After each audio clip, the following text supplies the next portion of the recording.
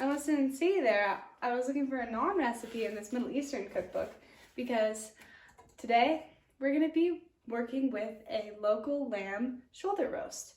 So I've had it in this crock pot since about 8 o'clock last night, slow roasting on a low heat for about 12 hours. It's really simple. We like to use very minimal flavoring with lamb because it compromises the rich flavor it already has itself. In this pot I have just a few peppercorns, a clove of garlic, a twig of rosemary, and a pinch of Gram Marsala.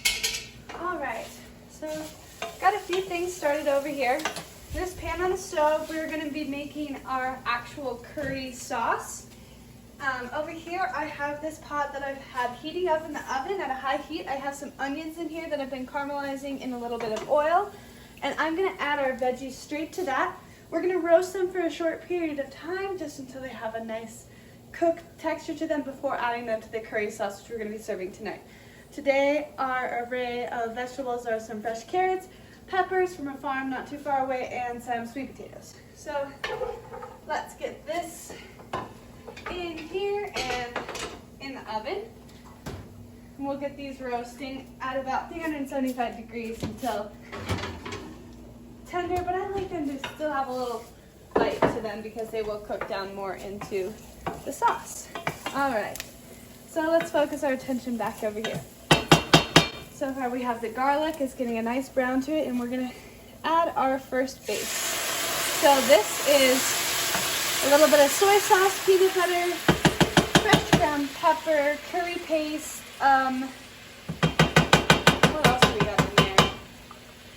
Lemongrass, and we're gonna get that into sort of a paste, making sure that we keep stirring so it doesn't get lumpy. We're gonna add coconut milk.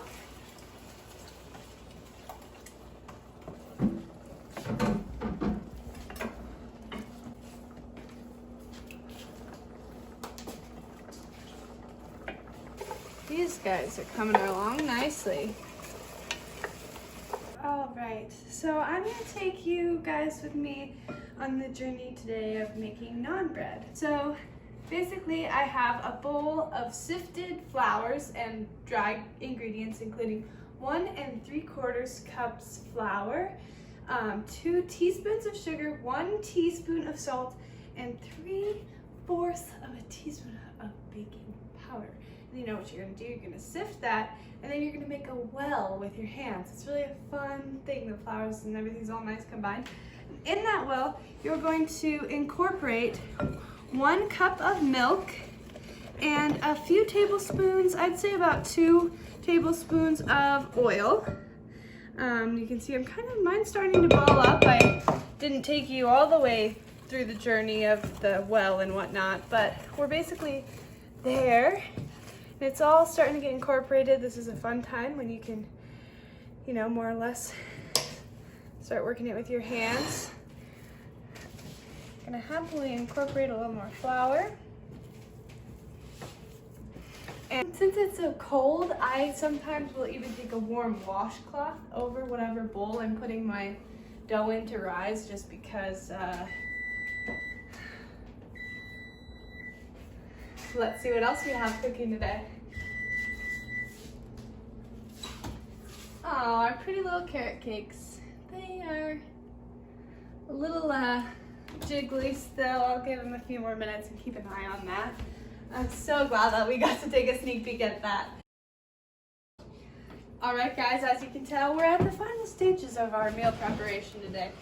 So, as we were working on earlier, as promised, the curry. We have all of our vegetables in here, and as you can see, we've incorporated the curry sauce that we also made.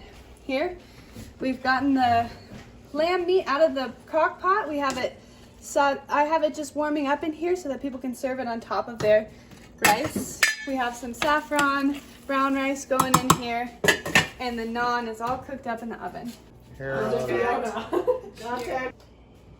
Mom, you want to explain the herbs that you've provided for today's meal?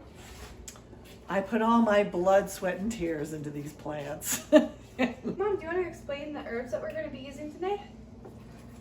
Sure. No, I can't now. You gotta Take do another. 3. It doesn't help that the cameraman's got that stuff in his nose. You know? Really? Take 4.